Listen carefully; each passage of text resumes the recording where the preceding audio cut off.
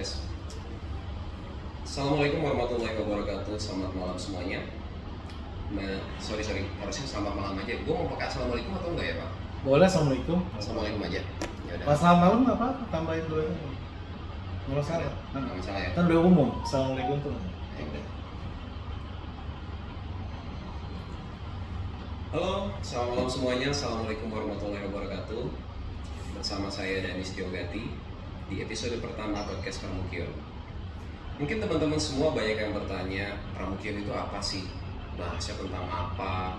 Kemudian kenapa disebut Pramukion? Terus keuntungannya teman-teman untuk gabung di podcast Pramukion ini apa sih? Nah, untuk menjawab itu semua, tamu saya malam hari ini adalah Bapak Royadi Anwar. Beliau adalah founder atau pendiri dari Pramukion. Pastinya perbincangan kita hari ini bakalan seru banget dan teman-teman bakal enjoy. Untuk itu, inilah saya Danis Tiogati bersama Bapak Royadi Anwar. Selamat malam Bapak Royadi Anwar. Selamat malam Bapak Danis Tiogati. Ya, terima kasih setelah hadir di podcast Pramukion episode pertama pada malam hari ini. Nah, mungkin dari sahabat-sahabat Pramukion ini banyak atau ada beberapa yang belum mengenal Bapak Royadi Anwar nih. Jadi kita pengen kenalan dulu sih. Sebenarnya Bapak Royadi Anwar ini siapa sih sebelum kita masuk ke Pramukionnya ya Pak? Ya, silakan Pak. Terima kasih. Assalamualaikum warahmatullahi wabarakatuh kepada seluruh Pramukion dan saya ucapkan terima kasih kepada pembawa acara Bapak Danis Tiogati. Memang satu hal yang perlu kita garis bawahi mengenal sesuatu itu memang pertama harus ada kronologisnya. Sesuatu itu hadir pasti ada sejarahnya, ada pencuatnya, ada semacam triggernya. Namun sebelum sampai ke sana terkait Pramukion, seperti tadi diminta oleh saudara Danis Tiogati terkait latar belakang saya sebenarnya orang biasa. Dalam arti memang biasa secara letterlek, biasa dalam arti bukan satu kiasan, memang secara harfiah saya orang biasa. Kenapa saya orang biasa? Karena memang saya lahir dari keluarga yang biasa-biasa saja. Saya lahir tanggal 20 Juli 1976, sudah cukup tua saya, 46 tahun. Lahir di Jakarta, kemudian seperti biasa SD dari 83 sampai 89, SMP 89 sampai 92, di SD-nya saya di daerah Petukangan Selatan, Jakarta Selatan, SMP-nya juga di Petukangan Selatan di 110, dan SMA-nya di 90, SMA Negeri 90. Semoga nih ada alumni 90 juga yang bisa menyaksikan podcast ini bisa kembali mengenang, mungkin sudah yang kenal saya. Waktu saya di SMA kebetulan saya juga aktif di Kerohanian Islam dan menjadi pernah menjadi ketuanya di tahun 93. Karakter saya sebenarnya kalau bicara kenapa Pramukion hadir ini, sebenarnya Pramukion itu sebenarnya proyeksi dari karakter saya kalau saya boleh jujur kata. Kenapa proyeksi? Karena Pramukion ini punya karakter ingin tahu segala hal secara mendalam dan meluas sehingga memahami secara tepat dan komprehensif setiap perkara. Dan saya kebetulan punya sifat ingin tahu segalanya dari akar sampai ke ujungnya. Kemudian selesai SMA, saya ini orang yang malas belajar secara formalitas. Saya sebenarnya lulus di IKIP, pernah masuk IKIP Jakarta, jurusan pendidikan kimia, hanya setahun karena nggak cocok saya untuk bidang eksakta. IP saya selalu nasakom. Apa tuh nasakom? Nasib 1 koma. Karena saya nggak cocok ternyata di bidang pendalaman eksakta, karena saya jujurnya kalkulus saya pun D terus ya. D. Nah, kemudian saya ikut UMPTN lagi tahun 96, masuk ke jurusan bahasa Arab. Tunggu, jadi 2 kali ikut UMPTN ya Pak? Saya pilihannya waktu itu psikologi UI dan jurusan bahasa Arab, dan yang lulus adalah jurusan bahasa Arab. Jadi tepatnya begini, program studi Arab, jurusan sastra Asia Barat, Fakultas Sastra UI. Oh Ya, iya. itu tepatnya. Dan saya sempat di situ 3 semester. Hmm. Namun satu dan lain hal, tiba-tiba ada pembukaan PNS level SMA di Kemlu, saya daftar. Nah, disitulah mulai saya hadir kemalasan saya dalam arti tidak melanjutkan lagi kuliah. Oh, jadi kemalasan bukan berarti Bapak malas untuk mencari tahu. Kan tadi disebutkan Ya, bahwa Bapak betul. selalu ingin tahu. Betul. Tapi begitu Bapak menyebutkan malas, padahal Bapak ingin tahu segalanya. Iya.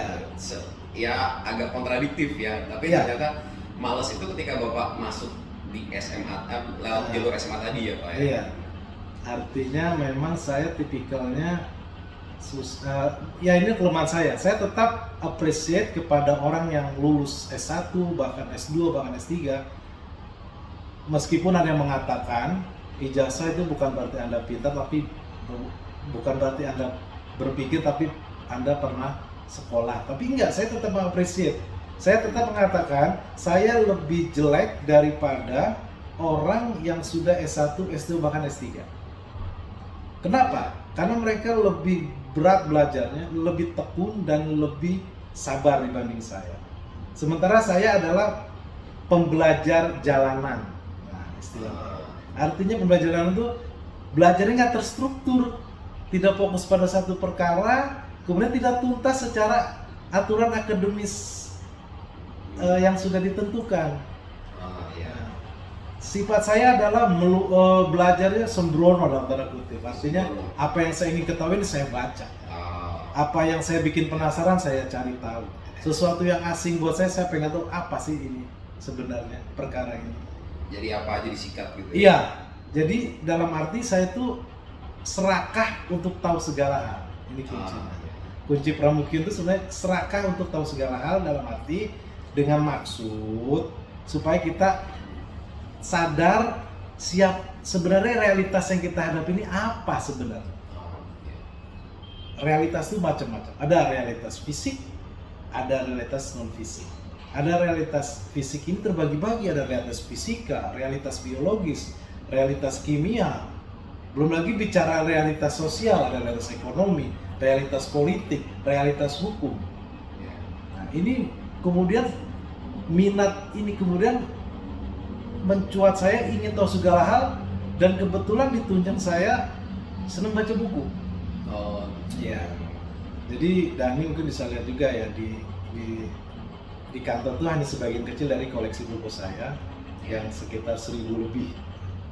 Nah, jadi intinya karakter saya terlepas saya itu orang biasa dan pemalas. Dalam arti tidak mau belajar secara terstruktur. Pengennya belajar segala hal secara luas dan mendalam, segala hal, terutama terkait pertanyaan-pertanyaan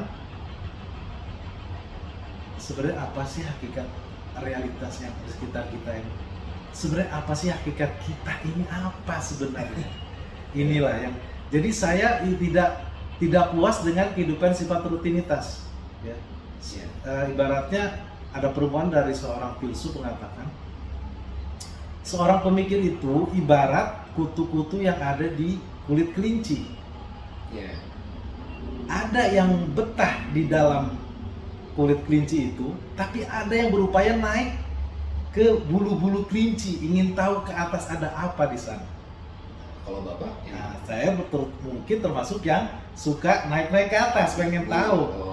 Kutu-kutu yang ingin ke atas, pengen tahu ada apa sih di luar. Tidak mau terjebak pada rutinitas makan, tidur, kerja. Karena saya yakin keberadaan saya, eksistensi saya di muka bumi ini bukan atas mau saya kan. Artinya kenapa bisa saya hadir? Akhirnya saya belajar apa itu DNA, apa itu evolusi makhluk hidup, apa itu asal muasal alam semesta, kemudian apa yang akan terjadi kemudian secara fisika, secara kimia, secara biologis. Akhirnya saya merambah kepada pertanyaan asal muasal segala sesuatu dan ujung akhir segala sesuatu. Nah, salah satu yang menarik buat saya adalah pelajaran astronomi. Dari sana saya dapat pelajaran penting bahwa secara saintifik alam semesta ini berawal dari hadirnya Big Bang, dentuman besar. Dentuman besar inilah dalam sepersekian detik menghadirkan realitas ruang dan waktu. Ya. Tanpa ada Big Bang atau sebelum Big Bang tidak ada pertanyaan sebelum Big Bang, itu tidak ada. Sebab hadirnya waktu baru ada setelah Big Bang. Jadi pertanyaan ada apa sebelum Big Bang itu invalid. Ya. Karena hadirnya ruang dan waktu adalah saat Big Bang terjadi. Dari Big Bang hadirlah bintang gemintang.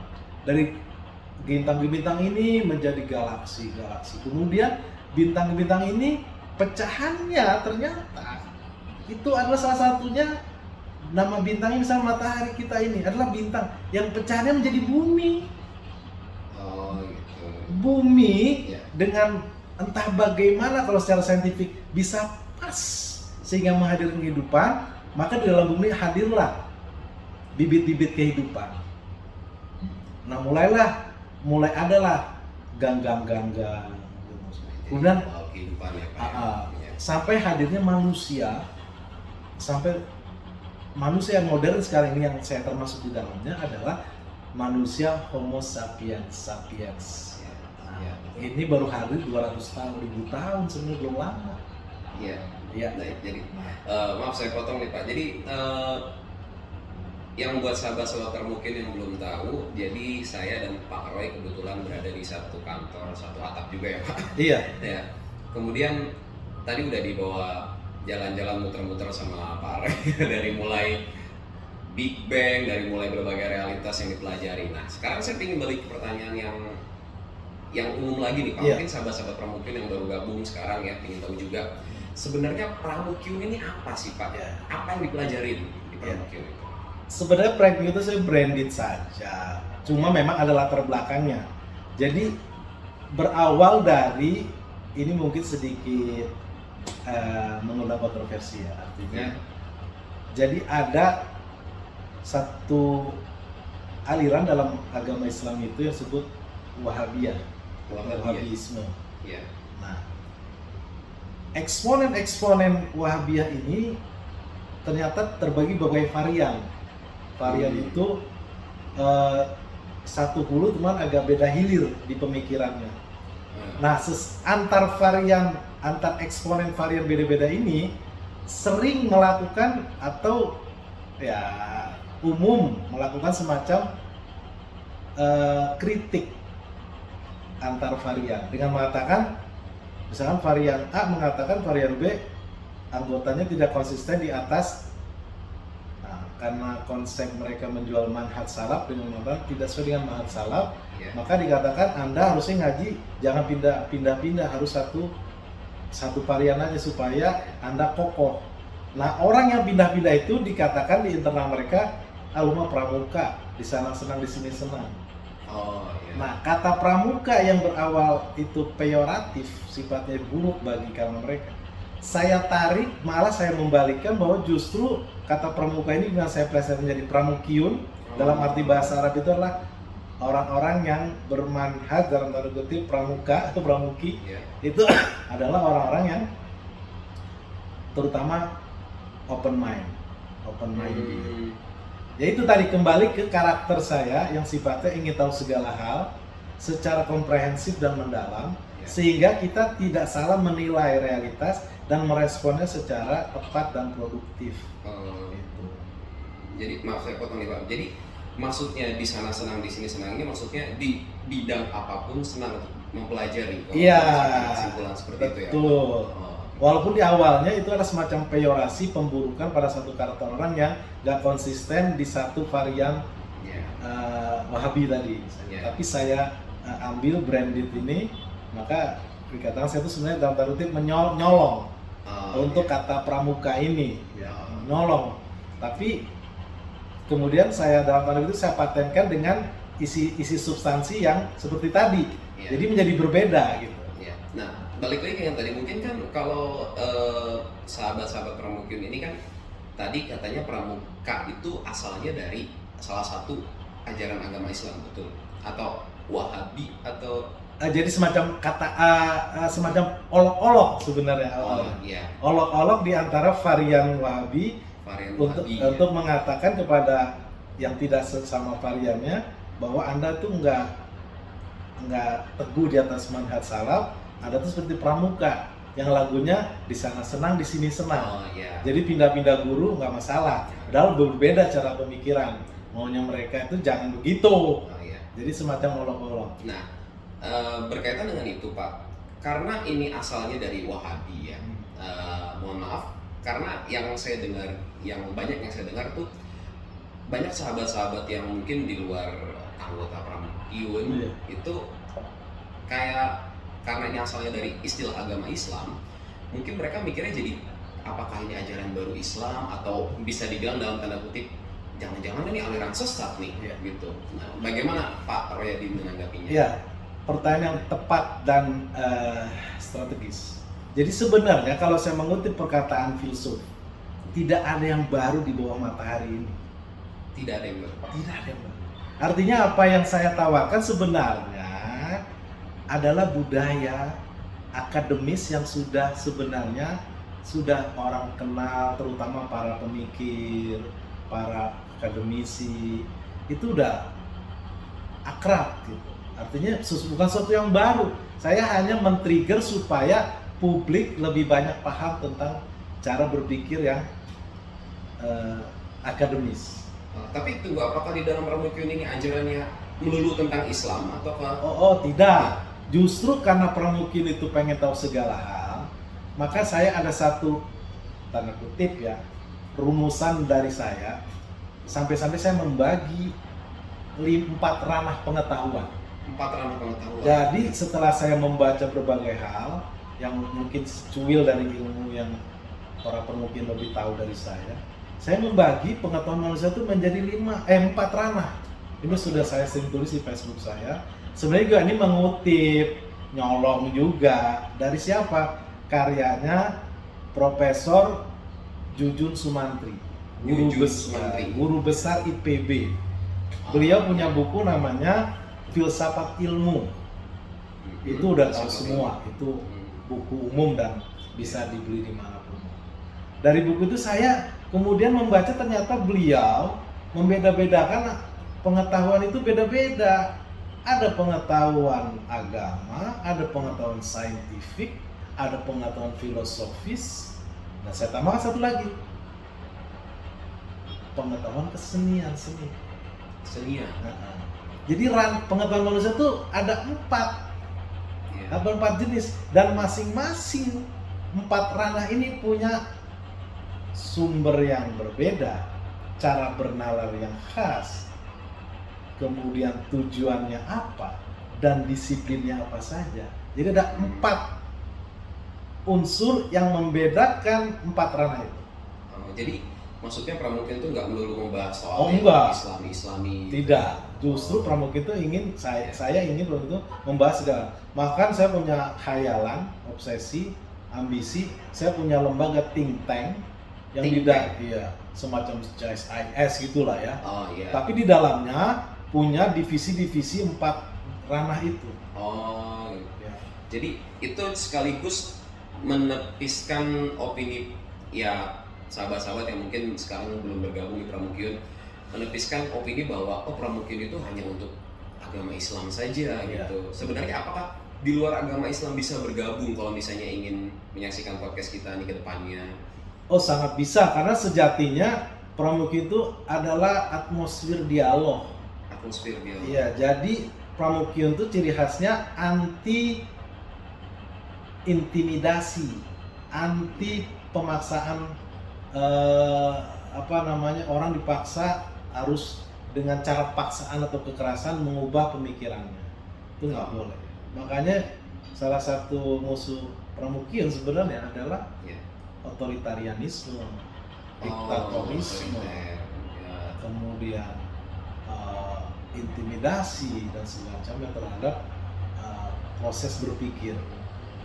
Jadi kami mengistimewakan bahwa manusia diberi kesempatan berpikir, bahwa manusia diberi kesempatan berdialog, sehingga akan terbuka Jadi gini, dialog itu kan sebenarnya pertukaran perbendaharaan pengetahuan di antara kita. Pertukaran pengalaman hidup di antara kita. Dialog itu sebenarnya itu. Dari pertukaran itulah ada semacam take and give. Ada semacam pengayaan perspektif, ada pengayaan persepsi, dan ada semacam pemahaman, oh dia begitu berpikir itu karena akar pemikirannya begini ya. Akar pemikirannya begini dari mana ya? Nah, dari situ kita lebih bisa, oh begitu. Tapi memang pada titik tertentu memang kita harus ada sisi-sisi yang memang mungkin saya dianggap juga mengundang kontroversi yang tidak produktif, tapi bagi saya memang ada satu titik-titik kelanjutan yang memang sebuah konsekuensi. Ya, artinya pada saat perbedaan pendapat, manakala kita memang punya argumentasi yang bisa kita menjawabkan, kita terus, ya, tapi tanpa ada intimidasi yang sifatnya fisik maupun psikologis. Jadi intinya justru kami sangat senang bila ada pengayaan perspektif, ada pengayaan persepsi. Jadi bisa menerjemahkan dari sudut pandang yang berbeda. Kalau ada sudut pandang baru, justru kita malah istilahnya welcome mereka. Welcome. Iya. Jadi terbuka untuk siapapun. Iya. Dan jujur saja memang saya pribadi punya kiblat pemikiran tuh 3 tokoh. Yang pertama Muhammad Hatta. Ya, seorang pemikir yang demokrat sangat. Bapak proklamator. Iya. Yang kedua ada namanya Profesor Muhammad Naqib Al-Attas, yaitu pemikir Islam di Malaysia yang menghadirkan istilah Islamisasi sains. Yang lebih tepat sebenarnya Islamisasi pengetahuan atau desekularisasi pengetahuan. Terus yang ketiga adalah Gus Dur. Gus Dur ini, Gus Dur ini walaupun backgroundnya pesantren ponpes, dia punya pemikiran yang progresif, disebut neo-tradisionalisme. Nanti kita akan bahas. Dia lebih atau progresif tradisionalisme. Ini makanya tiga orang inilah yang kemudian menjadi semacam warna pemikiran saya gitu. Kalau 3 orang ini walaupun berbeda corak pemikirannya, tapi pertama dia sangat menguasai pemikiran-pemikiran Barat. Yang kedua, mereka juga tahu nafas-nafas Islam itu apa, nafas agama Islam. Jadi dia tidak, intinya open minded lah. Ya, tidak tertutup ya pemikirannya. Nah, jadi pastinya juga nanti ke depannya pembahasan kita juga banyak sekali akan dibahas, termasuk dari empat ranah yang tadi sudah Bapak Royadi disebutkan. Jadi sekali lagi sahabat-sahabat Pramukyun, sahabat-sahabat yang mungkin belum bergabung di Pramukyun atau baru pertama kali menyaksikan video ini, Pramukyun ini terbuka untuk siapapun dan kita punya banyak sekali pembahasan. Jadi tidak hanya melulu tertutup untuk yang beragama Muslim saja. No, kita sangat terbuka untuk siapapun. Ya, Pak ya.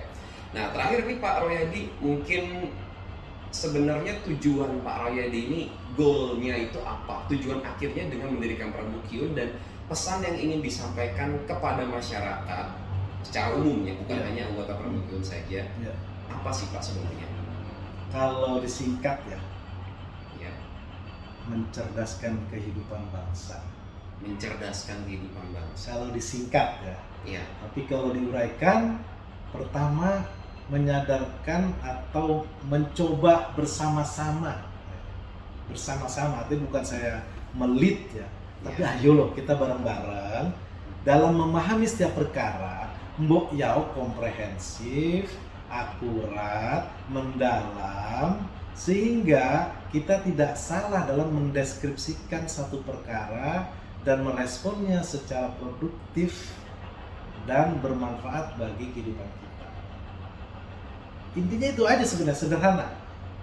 Seringkali kan masalah kita ini adalah gagal paham pada suatu binatang, what animal it is. What animal it is? Itu problem kita sebenarnya. Seringkali kita berantem pada sesuatu yang kita belum clear masalah itu, tapi kemudian beradu dengan kepentingan. Kepentingan pun nggak masalah, tapi yang repot adalah yang disebut vested interest. Vested interest. Nah, kita bahas lagi.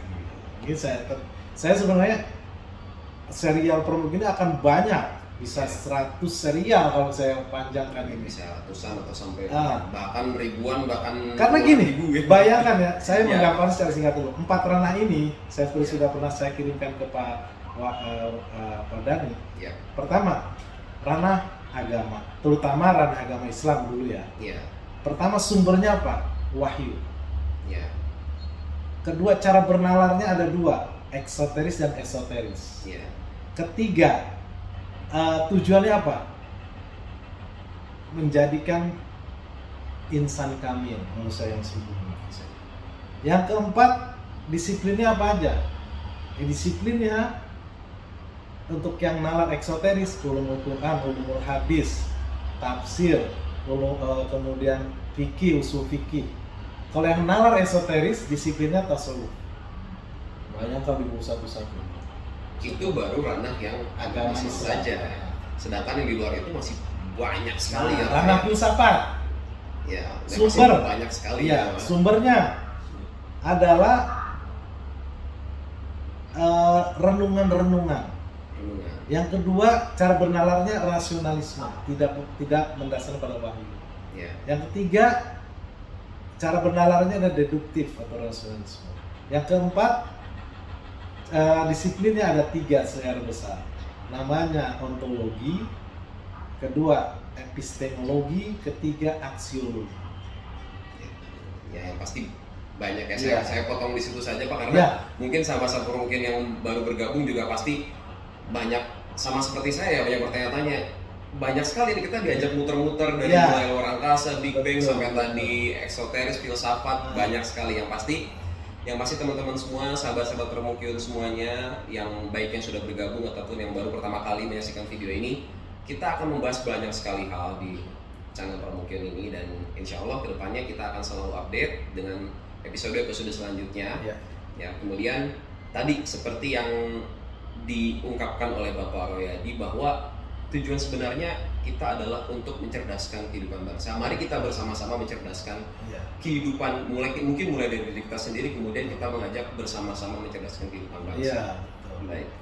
Ya, tadi kan saya bilang terakhir Pak, yang menarik menurut saya ini bisa dibilang slogannya Permukio ya, Iya. mewaraskan nalar. Iya. Apakah itu berarti Bapak menilai yang belum bergabung atau pada umumnya orang-orang itu pada belum waras atau seperti apa Pak nalarnya? Ya, sebenarnya ini hanya tagline, dalam arti bukan eksklusivitas, tapi lebih pada mari kita saling menjaga nalar kita supaya tetap waras dalam melihat, menilai, dan merespon segala perkara. Oh, Intinya itu sebenarnya. ya. Mari kita jaga kewarasan nalar kita dalam memahami,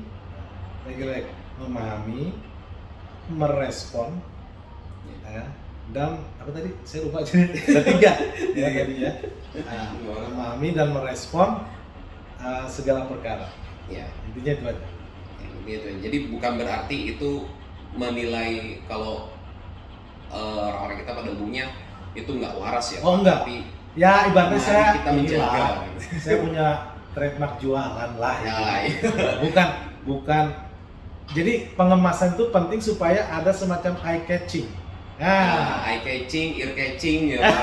Banyak segala yang catching Iya. ya. Jadi Bahkan orang- mungkin nanti endorsement catching ya. Nah. Kalau ada yang mau masuk gitu ke sini. Betul. Jadi intinya ada semacam rasa kepenasaran. Ya. Terutama bagi yang baru, tapi kalau yang sudah lama kenal saya lewat Facebook, ini kebetulan baru YouTube kali ini yang agak sedikit bagus lah, mendingan lah. Karena sebelumnya kurang bagus. Di Facebook sudah lengkap tentang itu semua. Dalam arti lengkap, saya pribadi mungkin tidak sePermukio orang yang belum justru mengenal Permukio. Nah, justru karena itu kita banyak mengundang supaya banyak yang bergabung Iya. bersama Permukio ya. Pak. Betul. Gitu. Iya. Baik, terima kasih Bapak Royadi Anwar atas kesediaannya bergabung bersama kami di episode pertama Permukio ini. Semoga juga teman-teman semua nanti bisa lebih mengenal apa itu channel Permukio, apa yang dibahas ke depannya. Baik, ya Pak ya. Ya, Kemudian terima nanti kasih. juga nanti kita sama-sama bisa bersama untuk mencerdaskan Ya. kehidupan bangsa ya, Ya. Pak ya. Terima kasih Bapak atas waktunya. Terima kasih Dan sama-sama. baiklah pemirsa sekalian, sahabat-sahabat Pramukyun sekalian, sekian podcast saya bersama Bapak Royadi Anwar, founder dan juga pendiri dari Pramukyun, ya, pendiri dari Pramukyun. Dan jangan lupa juga untuk selalu follow media sosialnya Bapak Royadi Anwar. Beliau memiliki Facebook, punya apa aja Pak? Facebook, kemudian Yang aktif Facebook, sebenarnya ada Twitter dan Twitter. Instagram, cuma nggak terlalu aktif ya. Ya, yang pasti Facebook Atau ya. lebih baik follow YouTube-nya saja. Ya, follow YouTube-nya aja lebih pas. ya. Nanti akan kita selalu update, dan supaya teman-teman nggak ketinggalan dengan update-nya, teman-teman juga bisa subscribe, like video ini, aktifkan tombol lonceng notifikasinya, kemudian juga komen di bawah ya supaya rame, supaya kita bisa diskusi seperti arti dari Pramukyun sebenarnya, supaya kita bisa tukar pikiran juga. Dan kalian juga kalau misalnya bisa subscribe, like video ini, nanti selalu akan update video dari kita semua. Ya, baik. Ya. Terima kasih Sama-sama. Pak Royadi, sekali lagi buat sahabat Pramukyun semuanya, terima kasih karena sudah menonton video ini dari awal sampai akhir. Ya, walaupun lumayan agak panjang durasinya, semoga video ini bermanfaat untuk kalian semua. Baik, terima kasih. Sekian dari saya Danis Teogati dan Bapak Royadi Anwar undur diri. Assalamualaikum warahmatullahi wabarakatuh. Salam semuanya, salam mewaraskan nalar. Terima kasih.